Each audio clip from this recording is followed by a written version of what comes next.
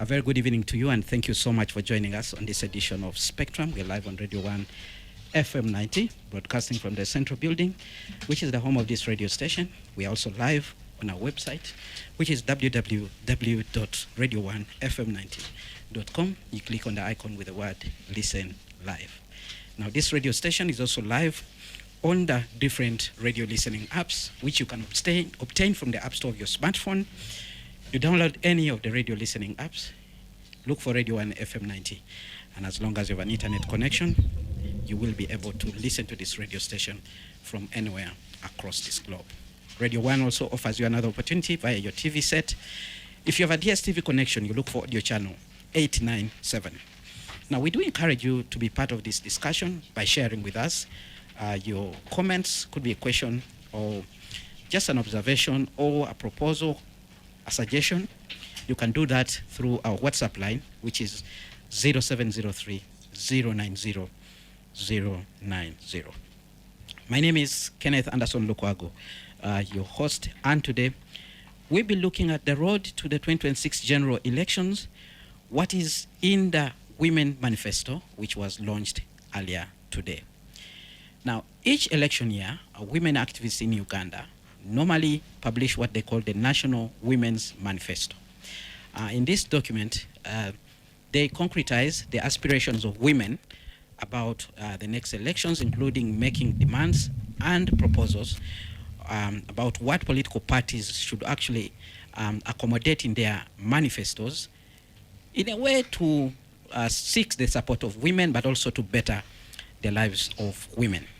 Once again, the women activists have not disappointed, and today there was a launch of the 2026-2030 version of the National Women's Manifesto, which is titled Her Voice. And today we'll be looking deeper at the issues that have been captured and also do some analysis on whether past initiatives have yielded to the betterment of women, since this is one of the key issues that the women activists are struggling to achieve. My guest this evening is the head of the organization that actually authored this National Women's Manifesto, that is Uganda Women's Network, WONET, and the executive director, Rita Achiro, is here in studio to share with us in details. Good evening, Rita, and thank you very much for joining us. Thank you very much, Kenneth. Good evening, and good evening to our listeners and viewers. Well, I began by sharing a small background about the Women's Manifesto, but since you are the bearers of this idea, can you give us an in-depth background about why this manifesto and what actually it seeks to achieve in the long run? Thank you. Kenneth, the Women's Manifesto, or what a manifesto is basically a synthesis, aggregation of the key issues that the women have put together for purposes of influencing the political party manifestos. So any political party that is planning to run or front candidates usually develop their own manifestos. Candidates equally develop their own manifestos. So the Women's Manifesto is prepared with the purpose of ensuring that women's issues are included in the different political parties' manifestos. Candidates pick out these issues to ensure that they are in their own manifestos, but also the individuals, the citizens, are aware of the key concerns of women so that they are able to demand the issues that affect the women at the community level to candidates and the political parties. But one would wonder, these boardroom issues that you have generated, how did you actually come up with these particular issues that we are going to look into details in a few minutes? So, Kenneth, the issue you're asking, first of all, we are not a boardroom organization. We work with and for the most vulnerable women in our societies. We amplify the key gender concerns for women in this country. We work in the communities, but also the issues in the Women's Manifesto are not isolated from the documents that we have. Some of these issues are national information that exist in different sources of research, even government documents, global documents. So they are not a boardroom document, as you call it, but rather they are concerns that women have raised, but also they are confirmed by research.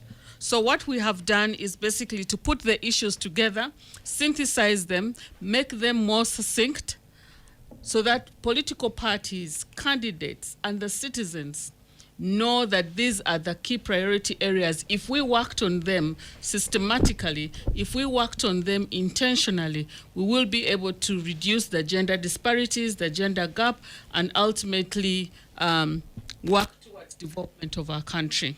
All right, now let's look at some of the key issues in this manifesto. What are some of the major highlights that we should be, taking seriously, like you said, the things that political parties should be taking seriously as they prepare for their official manifestos? Now, Kenneth, if you may allow me say that, of course, the challenges are enormous. If we were to enumerate all the challenges that the citizens, and particularly women and girls, face in this country, there are very many. Now, what the manifesto does is to synthesize these issues and look at what are the most critical issues that if we looked at them, they will have a multiplier effect in terms of looking at the issues that intersect with each other, that continue to impede progress for women and gender equality, that continue to bar women and girls from attaining full potential. They are numerous, but the Women's Manifesto, and I think just like any other manifesto, we pick on those issues that have high multiplier effect. So, and every 5 years, through our consultation and the research that we do, we look at what are those areas that can have a multiplier effect. So if you look at our previous manifestos, we'll have different issues that we continue to pull out as areas that need to be put on a little bit of light and torch. In this current manifesto of 2026 to 2030, from the consultations we had, but also looking at the development indices in the country and the different researches we have identified human capital as a key area. And under human capital, we look at two sub-themes. We are looking at women's health and well-being and equitable and quality education for women and girls. The other area that we are looking at is women's livelihood and climate justice. Here we are looking at the factors that impede women from attaining full potential in terms of livelihood, economic empowerment, food security, access to water, and all that. The other area, the third one, is social norms and violence against women. This is one of the new, I could call the new areas of focus. We realize that as a country, first of all, our government has put in place numerous laws, numerous policies, programs that have been rolled out for a very long time. And indeed, through these policies and programs and laws, some progress has been made. However, we are also, over the years, seeing that this progress is being eroded. We are seeing a serious backlash. We are seeing that even the little progress we have made is being taken backward. And from our analysis, when we go back, whether it is in the economic, whether it is in the political, whether it is in the social, you find all these good things or the progress that we've made being taken back. What is it? We ask ourselves, what is the challenge? And we've realized that the negative social norms that still persist in our communities and the violence against women keeps on eroding even the progress we have made. For example, look at women's economic empowerment.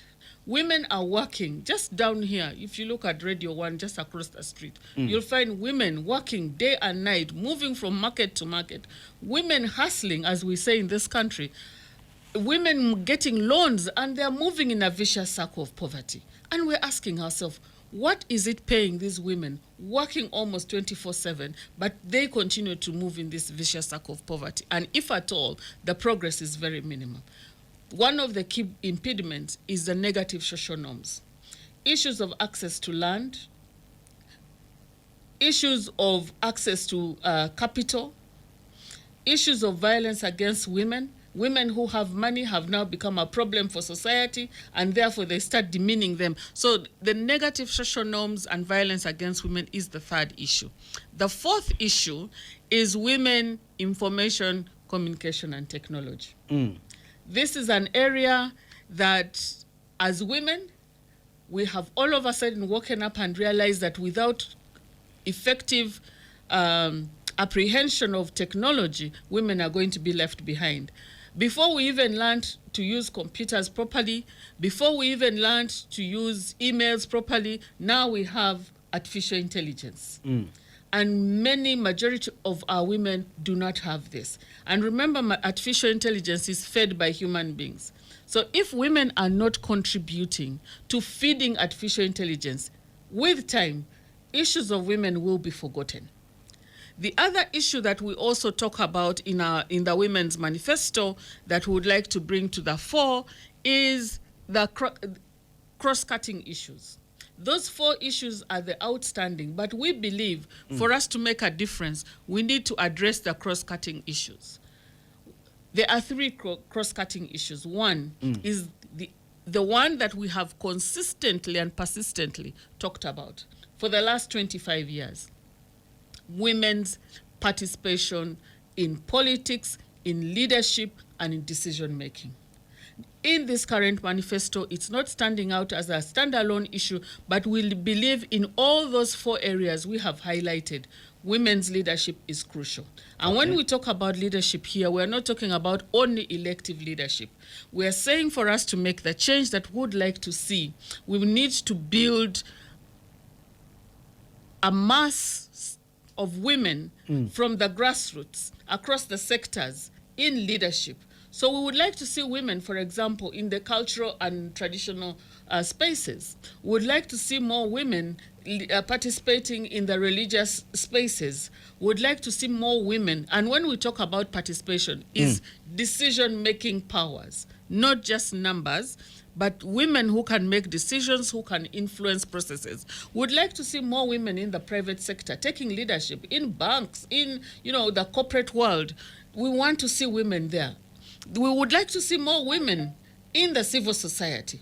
And we believe that once we are able to get these women in these spaces, aggregate the numbers, aggregate their influence, then we will start to see the change we would like to see. So long as we keep on focusing that women's leadership is being in parliament. That's why everybody wants to run to parliament, everybody wants to be in council. But leadership in all these spaces is crucial. For a woman to be in the bank who understands women and gender and understands that when a woman wants to come for a loan, understands her barriers, is crucial. That woman will facilitate another woman. For a woman to be in the religious institutions and understand women's issues will facilitate women. A woman who understands the gender barriers in the cultural institution will facilitate a woman. And that's what we're talking about, leadership, cutting across. All right. The other issue is, of course, the issue of the hemorrhage of resources that should be going to delivering social services for our people. Issues of corruption and its gender impact. When we lose resources, we're not just losing resources. I know it affects everyone, but when we put on the gender lens, it affects the women and girls more. Where we should be focusing on giving more money to health, and giving more money to maternal health, giving more money to sexual and reproductive health, this money is not there. Who are the people who suffer more? It's women. If you go to the hospitals, it's the women lying on the floor. It's the women who are dying every day. No man dies due to maternal health because they are not mothers anyway. But we lose 336 women out of every 1,000 live births. We are losing teenagers due to unsafe abortions. We are having girls being defiled at the age of 3, 5, 10, and onwards. So some of these issues of access to justice, how do we channel this money or the resources that we are losing through corruption and others into service? So we believe addressing corruption is very important, and it will, if we do, then such resources can reduce the gender disparities. The other third issue that we are also pulling out here is women, peace and security. Uganda has adopted and is signatory to the UN Resolution 1325. The resolution talks about women's participation in peace building and peace building processes. This includes leadership, being on peace committees, and all right from the grassroots. We believe that peace building is crucial, and when we talk about women, peace and security here, we're talking peace in our homes, peace in the nation, issues of reconstruction processes in our country, issues of peace building, and that for us we believe should cut across. So these are the key issues we raise this time in the current manifesto, and we give a background, we give a contextual analysis why we chose these particular issues, because they stand out, first of all, in all national statistics that they are a challenge. Secondly, from our consultations, as much as there were so many things, we believe that these things we've chosen are the ones that will have a multiplier effect. If addressed intentionally, will have a multiplier effect. Why a women's manifesto? A women's manifesto, according to our national census of 2024, women are close to 51.4% of the total population out of the 45.9 million Ugandans. Now, Kenneth, between you and me, with that population, if you left 50%, 51% of the population's issues not addressed, believe you me, there is no development goal that Uganda will achieve, and we will be moving downwards in terms of all the goals we have set. Internationally, we would have spoiled our record that we had actually moved in the late 90s and early 2000s in terms of setting the gender agenda. All right, Spectrum on Radio 1 FM 90, our topic of discussion today. We are looking at the latest National Women's Manifesto, which has been launched by Uganda Women's Network. And in studio is Ms. Rita Achiro. She's Executive Director of that organization. Do share with us via your WhatsApp line, or via our WhatsApp line, which is 0703 090 Tell us, what do you think about the views contained in this manifesto? And do you think probably they will help the women to achieve the things that they are yearning for this particular country? Now, you've launched the manifesto. What next? Now, as I said earlier on, Kenneth, the manifesto is a document, it's a political document that we put our thoughts together and say, whoever is running for political office, these are our thoughts. Remember, women are voters. We are not just people out there. We are voters. We make decisions. So we are telling you these are our issues. Now we've launched the manifesto. The next step is to disseminate and influence the development of manifestos from the different political parties. Today at the launch, of course, we invited all the political parties who think they are ready to run for the next election.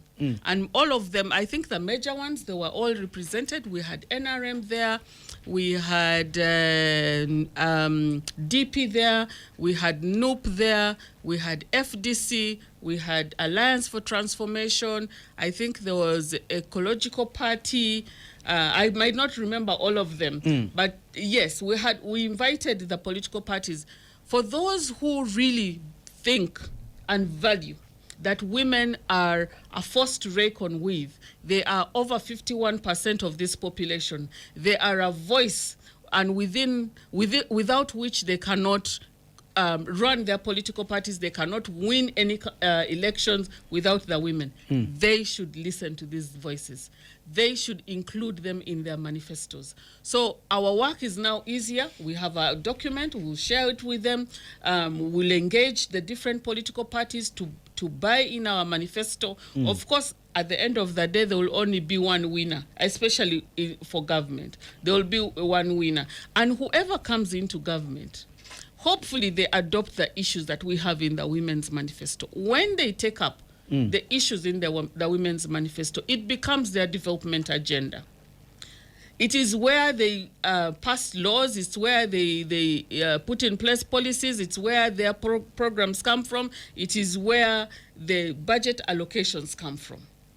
Now, that is where now, again, another step of work comes, to start tracking. When you promised us, for example, you're going to have school feeding or sanitary towels, or you're going to ensure that access to economic empowerment for women is included, then we start tracking that progress. All right. Now, what I'm seeing, you are trying to attempt the outcome of this election, one would say, by suggesting what women should actually vote for. And one would wonder and say, just how influential are you? At what point do you think you can actually, determine the outcome of this election? Are you going to reach a certain point where you're going to tell Ugandans that, according to our analysis, political party A or B has met our aspirations? Are you likely to endorse a candidate? What is at the tail end of this advocacy as you want the political parties to adopt your manifesto? Kenneth, I need to make it clear to you that we are a non-governmental organization, and by law we are non-partisan. However, that does not mean we are not political. Political means we cannot influence processes, we cannot agitate for issues that concern us. So what we have put here are those issues that concern women, and we want to agitate for them. As to your question whether we are influential, I don't think there's anybody who can ignore women in this country. Women have contributed immensely to the development processes. Women have contributed immensely in challenging and in unjust processes. Abate the fact that there have been shortcomings and there are challenges. As to whether we can call on the citizens to say we endorse candidate X, Y, and Z, we don't do that. That's not our responsibility. Our responsibility is to show to the citizens, these are your concerns. It is up to, and I remember I told you that the manifesto is just not for the candidates. We will share with the political parties, we will share with the candidates, but we will also share with the citizenry. So if the citizenry have these documents or the issues, and they know these are the issues for women, if women really know access to maternal health is an issue, we don't have to force them. If you don't speak about them, if you don't speak about quality and equitable education, I don't have to force a woman to know that. If you're not talking about access to economic empowerment, I don't have to force a woman. They will make their independent decision. Our responsibility is to share this document for citizens to make informed decisions, and it is our hope that the candidates, the political parties, are going to have political engagement, political campaigns that are issue-based, especially that are gender-based. All right, Spectrum on Radio 1 FM 90. We need to take a break now, but keep your comments coming via the WhatsApp line 0703 090 090. Our topic of discussion today, we are looking at the National Women's Manifesto 2026-2030, which has a title, Her Voice. There are key issues there, 4 thematic areas, and also some cross-cutting issues that women of Uganda actually think political parties should adopt as they prepare their national manifestos and get into the campaign. Somehow you'd think they're trying to tell you that if you want the women's vote, these are the issues that you should be able to support. When we return, this is not the first women's manifesto. How did the past ones perform? There's also the issue that featured most during the launch of this report, the issue of women participation in politics. Issues to do with electoral violence, and also issues to do with the affirmative action. Stay tuned to Radio 1 FM 90. We'll continue with this discussion after this. Well, thank you very much for staying with us on Spectrum Live on Radio 1 FM 90. Today we are looking at the National Women's Manifesto 2026-2030, titled Her Voice. This is the handwork of Uganda Women's Network and a number of stakeholders who earlier today convened a meeting where this particular manifesto was launched, and according to the people behind this manifesto, they are going to actually send it to the different political parties in this country and other political actors to try and influence their drafting of their manifestos ahead of the 2026 general elections. My guest in studio is Ms. Rita Achiro. She's the Executive Director at Uganda Women's Network. Now, Rita, some of the key issues that emerged during that discussion was the issue of women participation in politics. And from the information shared there, it looks like even with this manifesto, if certain things are not addressed, including, political violence, women may not be seen embracing the electoral process. What exactly are your issues with the current political environment heading to the 2026 general elections? Thank you, Kenneth. Let's admit we are having challenges, but also let's admit that we are coming from very far. We might not be where we want to be as a country. As I said, women are over 51% of the population. But as Uganda Women's Network, we have been working or have been present for the last close to 32 years. And we know where women are coming from. Currently, we have over 34% of women in parliament, the same in cabinet. And you cannot speak in any gathering where people are not talking about gender equality. In whether you're going to have a committee, even at family level, people will say there is no gender representation. That did not just fall from the sky. It has taken a lot of conscientization, a lot of mindset change to accept women to be at the table of decision making. You might talk about the quality, you might talk about the consistency, you might talk about the influence they make. That could be another discussion. And indeed, we need that discussion. But the truth is, we have come from far. In 2001, we had only 6% of women in parliament, right? Now we are at 35%, close to 35%. And that is reflected in other decision making. In public service, we have almost PSs at 50-50. In the judiciary, we are making good progress. So this should not go under the bridge. We must accept that. Now, to the question of what is the current environment. Of course, progressively, we are seeing that the environment is becoming more harsh, and partly the reason of this harshment is because of the contestation. The contestation is becoming tighter. That means we are having better quality people. We are having probably the space is becoming too small for us. So that contestation is becoming tighter. And unfortunately, it is also causing a lot of tension, friction, and overlapping violence. Now, that is one of the areas that I said where we have made progress. We're seeing this progress being eroded. In women's participation in leadership, the area where we are seeing the erodment, as much as we're talking about numbers, the voices are being silenced. In 2001, 2006, and up to about 2010, you'd find women in parliament, women in council, women in civil society. There was this common activism, common voice coming up about women's issue. Now, women are the decision-making table, but the voices are going silent.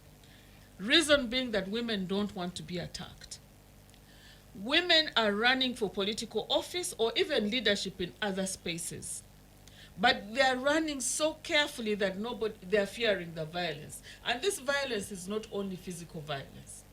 There is psychological violence, there is economic violence, there is technological facilitated violence. And women are now being cautious. That is why we are saying that as much as we've made progress in these areas, we need to be cautious of those factors that continue to impede women. There are those that have been consistent, but there are those that are emerging, especially the technological and the psychological violence. All right, Spectrum on Radio 1 FM 90. And let's deal with the issue of, affirmative action. It's one of the other issues that actually came out. And the argument during that launch was that affirmative action seems not to be delivering. And some people actually were heard saying that so many women who went into parliament on affirmative action, they're still holding the seats 20 years later.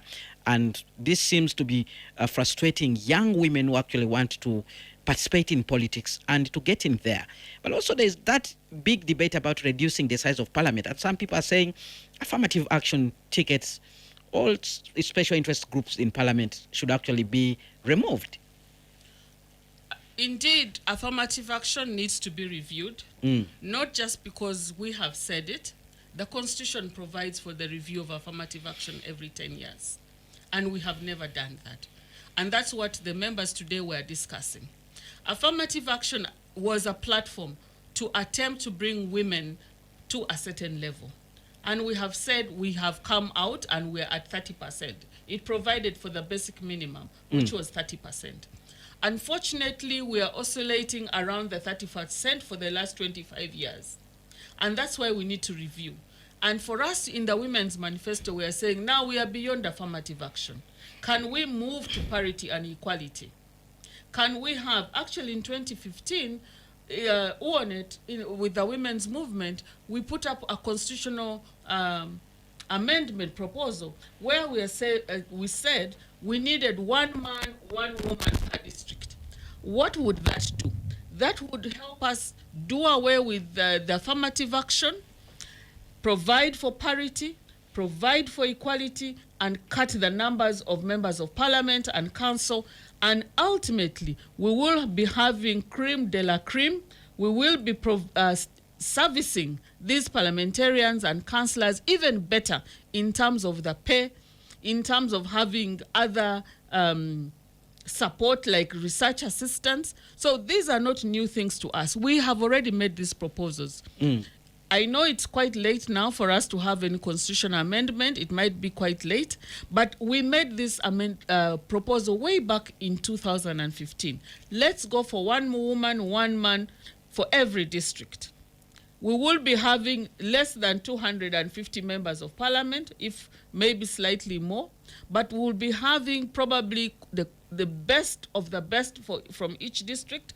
We will be reducing the numbers of members of parliament, and we will be ensuring that they have better facilitation and the councillors. All right. Now, let's move on and tackle the issue of economic empowerment as one of the key issues for women participation in politics. There were also issues there which were raised, people saying that, women do not have enough money to actually engage in politics. But also there was concern about the hike of some fees by some political parties for those that want to aspire. What exact message do you have for political parties as they even prepare to front candidates in the forthcoming elections? Okay, so one of the issues we talked about is economic empowerment for women, and we talked about that at the beginning of the program. I think we shouldn't hide our heads in the sand that we have not made progress. Women have made progress. Women are busy making money. Close to 44% of the enterprises in this country are owned by women. Statistics have shown that women pay back loans better than men.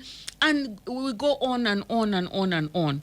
But I said earlier on, those are the progress made. We are also seeing impediments. Even when the progress is there, you can't sustain the progress because the impediments almost overweigh the progress that you have made. The social norms that we've talked about, the interests that are so high, the access to productive resources that women don't have, collateral that women don't have, violence against women and all that. So all these, even if women wanted to effectively participate in leadership, they cannot, because they have to make a decision whether to put that 3 million into politics which you're not sure about, or step aside. And just to some people in Kampala, 3 million is no money. 3 million up country, even for somebody who wants to run for council, that is money they see maybe in 5 years. So if we have that type of decision that people who want to run for political office pay 3 million, you're automatically telling a certain category of women, of people, and more so women, that you are not fit for leadership. But the other side of it is that then we'll have people who will be sponsored by those who have money, who might not have the interests of the citizens and women. Even if we leave it at 3 million, it does not mean women will not run. You see many women running, but the question is, who is sponsoring them? What are their interests? Are they going to be focusing on women's issues or of those who sponsored them? And these are the issues we are raising. Majority of the women will not afford this money. And that's why we are questioning what is the agenda for those who would have sponsored them. All right. Spectrum on Radio 1 FM 90. Earlier, Rita, you did state that as women, you are the majority in this country. And whenever this kind of debate comes up, there are people who are always asking questions. Why don't just these women come forward? Rita, why don't you run for presidency and have some of these issues implemented by yourselves? At the majority, women, emancipation, there are so many women who are empowered. A woman president, 2026? 2030? Kenneth, you don't ask leading questions, but let me say this. One, our constitution does not allow forming political parties on the basis of sex, religion, and otherwise, right? Secondly, in a multi-party dispensation like ours, you come through a political party to run for presidency. You can run as an independent. It's also acceptable. I know you can run as an independent, but you know why political parties are important? That's where you garner support. That's where you have systems in place. So running as an independent might not be as easy for particularly the leadership you're talking about. So that is already a challenge there, that women cannot form their own political parties because it's not constitutional. Secondly, all the political parties, we had only one political party that ever had a woman president. Presidential candidate. A presidential candidate. That is Honorable Betty Kamya, if I remember. That was one. Yeah. And then there was Maureen. Maureen. Yes. Chalia. I think they are the only two so far. No, we have had there was Mama Miri Obote. Yes. Then we had another lady who also ran in 2026. I don't remember her name very quickly. 2026 we are not there. 2021. There was a lady who ran in 2021. Yeah, so we've had attempts. So it's not like that women don't want to run. But what are the lessons we pick from that? That the political parties are very, very crucial for anybody to grow within the political structure. And that is something. And of course, we have seen now a number of the women are rising in these political parties. Are they? They are. We are seeing senior women in these political parties. So we hope very soon, sometime, the women will come up. But without diverting why women are not running. You remember I told you that leadership, the influence of leadership is not only at the helm. That for us, we're about building a critical mass of women in leadership. So if you have strong women who understand the issues that we are talking about, the issues that women and girls are struggling with, whether you are in parliament, whether you are in council, whether you are seated in a bank or you are in public service, ours is about meeting the needs of women. And we want to see that need being met at community level. We would like to reduce as much as possible the impediments to women actualizing their full potential. All right. Spectrum on Radio 1 FM 90 is that point when we go to the lifeline of this show, that's the listeners, to tell us how they appreciate this discussion that we are having today. And I have a number of comments that have already come in. One of the comments coming in from Dr. Kwaro. Dr. Kwaro says it appears they are seeking attention for personal benefits. In any case, we are yet to be educated on how women's emancipation has empowered and educated rural women. What we see are few vocal women in towns using their education and financial prowess to defy subordinating and subordinating their husbands. Actually, it's time emancipation of a girl child is ended and boys empowered. Now, that's a comment from Dr. Ekwaru there. Then we have another comment coming in from a listener, Domingo. Domingo says, hello, Spectrum. Why not Citizens Manifesto that touches on broader critical issues that affect world citizenry? Issues of healthcare, access to financing, literacy, and technology awareness affect both women and men.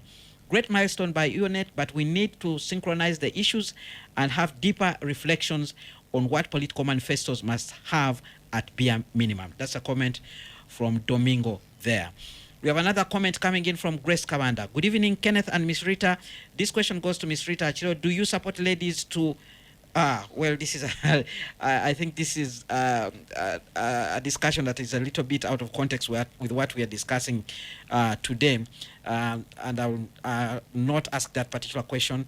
I have another comment coming in from Joe who says, Mr. Lukwago, thanks for the program. Ask that lady in studio, why now when we are nearing elections that you are coming with manifesto? These are money seekers. That's Masaba Joseph listening in from Tororo district. Then we have another comment coming in from Benon Freddy Twinamasko. He says, I think we are working hard to change the natural social engineering simply to prove a point of equality. We all know that even in advanced societies, even when there is a war like in Ukraine, it is men that get conscripted. Women are engineered to nurture, and currently that part is slipping into oblivion because women are busy proving what they can, proving that they too can work just like men. We are losing it. That's a comment from Benon Fred Twina Masiko there. So far, those are the comments that are coming in, Rita Chiro. If you can respond to some of them so that we take on more. Thank you, Kenneth. I'm just going to collapse those questions to the issues raised. I hear... You're going to shoot them down? No. I'm going to collapse them because they seem to be similar. They are all downplaying the role women play in society, and they are also downplaying the importance of women actively participating as full citizens of our country. Our constitution, by the way, does not discriminate, so they are downplaying that role. I respect the opinions, Dr. Kwaro and all the others.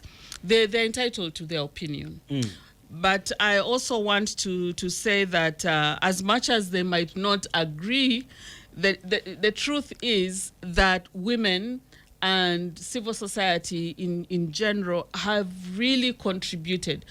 Civil society is by nature a non-governmental, but our role is supposed to be supplementary to government. And you cannot hold all the shortfalls against civil society. I don't know if these people really understand, or they've gone to communities where there are no civil society organizations and compared to communities where there has been some presence of civil society.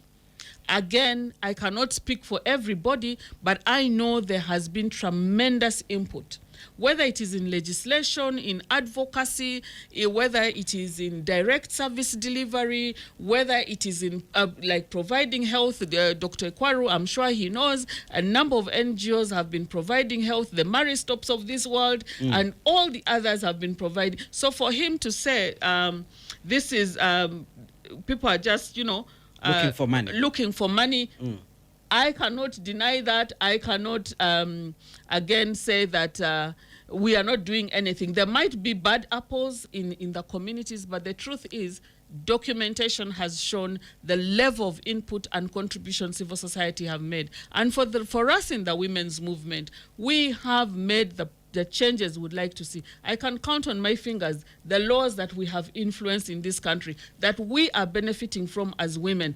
Dr. Ekwaru knows we have the FGM Act. That FGM Act was introduced by us. We have the Domestic Violence Act that was agitated by us. We have the Gender Equity Budgeting Seal that was done by us. We are in the communities. We are teaching young girls on their menstrual cycle. So for somebody to come and throw such a blanket statement, he might have his own experiences or they might have their own experiences that I cannot... maybe you need to convince them that women issues are men issues. Precisely. Maybe they do not see that. Can you please convince us? You see, when women's issues are men's issues. Kenneth, if your mother, your sister, you know, when we talk about women, people look at their wifey partners, partners, wives, girlfriends, and all that. But when we talk about women, we are talking about your mother. We're talking about your sister. We're talking about your daughter. And when your mother cannot access basic health services, when your wife goes to deliver and there's no blood in the hospital, when your daughter falls sick or even gets pregnant at the age of 13 and she tries an abortion without your knowledge and she ruptures, gets fistula, and we're talking about defilement, we're talking about apprehendment, we're talking about access to justice, we are holding the hands of these victims through the justice system, we're taking them through the health, and you're telling us that these women are just looking for money. I think for lack of a contribution, it is unfair. But also I can say that maybe they have their own experiences. They might be speaking from experience. Do you sometimes feel that men are being left behind, boys are being left behind? There's somebody here called Patrick Nabutanyi who seems to suggest that it is a time bomb. A lot of focus has been on women and men are being left behind. I want them to refer to facts and statistics where men and boys have been left behind.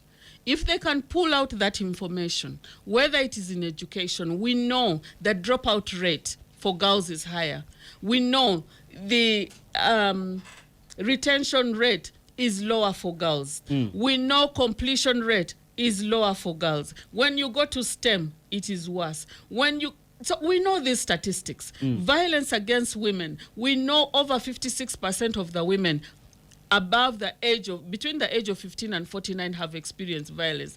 We know the time women spend in unpaid care work is 3 times that of men. We know the numbers of men in cabinet. We know the number of men vis-a-vis the number of women in parliament.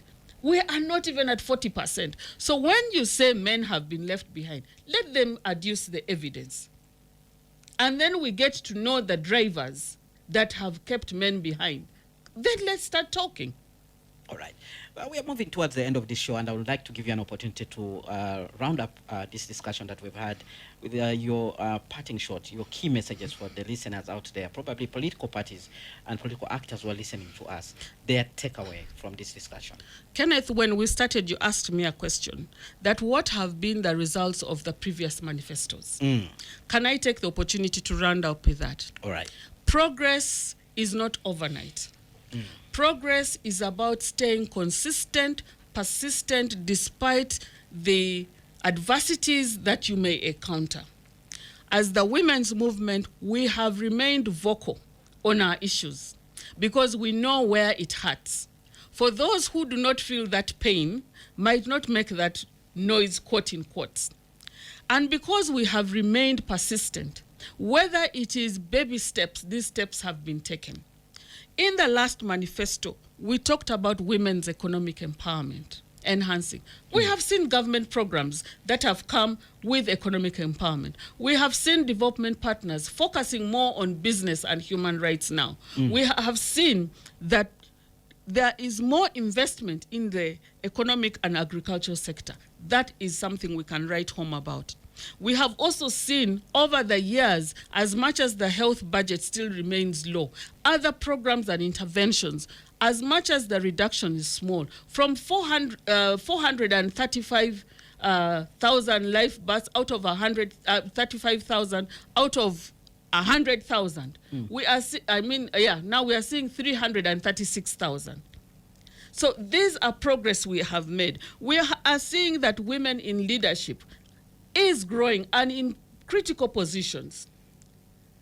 Right now, when you talk about leadership in this country, out of the top 5, probably the top 3 are women. There are 3 out of that. Right. So we are seeing progress. We've seen laws being amended. The the Succession Amendment Act that recognizes the rights of women on land and the succession, how to pass on property, distribute property. We have seen the land policy that recognizes women. So I can go on and on and on. For us, it is about the consistency, persistency, and the tenacity to continue making our voices being heard. We will not give up. All right, with that, we come to the end of Spectrum. I must thank you, Ms. Rita Chiro, for sparing time to come and talk to us about the National Women's Manifesto. We hope political parties will embrace them and use them to implement their different programs in case they are elected into office. This show comes to an end. I've been your host, Kenneth Lukwago Anderson. Up next, we have the news in English with Ms. Josephine Dakano. Thereafter, we'll have the Soul Train with BP.